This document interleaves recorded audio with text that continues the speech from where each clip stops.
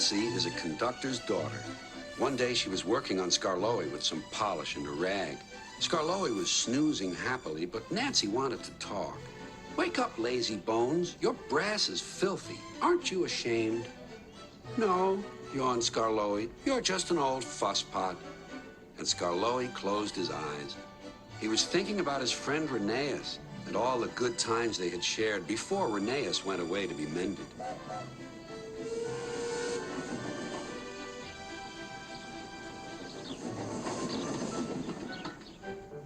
Nancy interrupted again.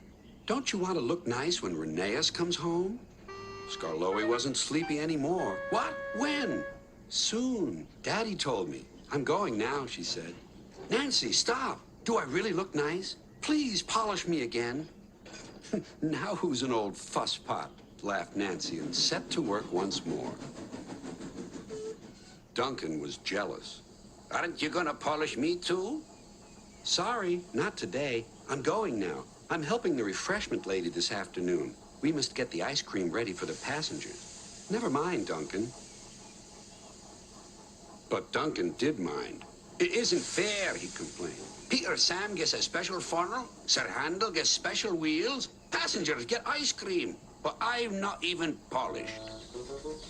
Of course, this wasn't true, but Duncan enjoyed complaining. He became sulkier still.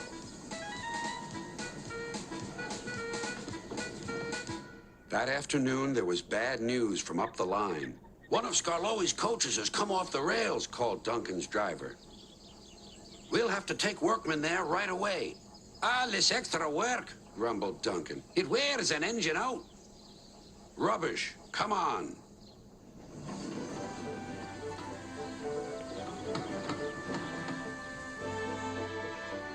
The derailed coach was in the middle of Skarloey's train, so he had gone on to the top station with his front coaches. Duncan shunted the works train into the sidings and left the workmen to sort out the mess. Then he brought the passengers in the rear coaches home. He sulked all the way.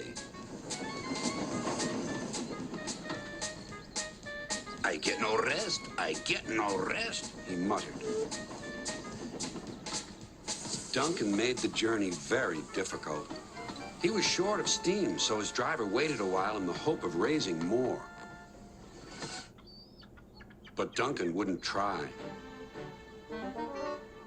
We'll keep our passengers waiting, said his driver.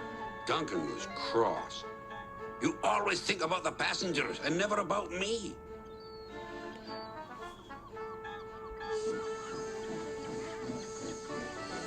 It wasn't long before Duncan built up enough steam to set off again.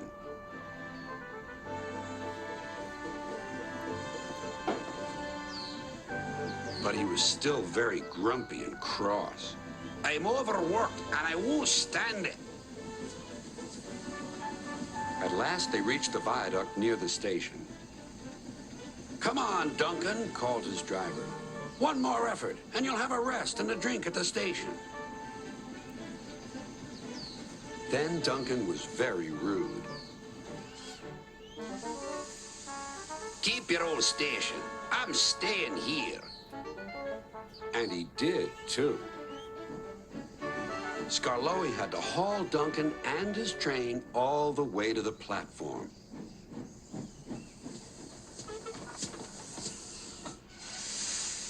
The passengers were furious. They told everyone what a bad railway it was.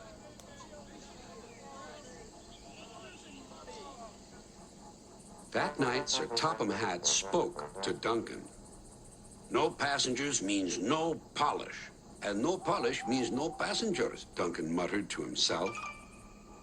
He still has a lot to learn, doesn't he?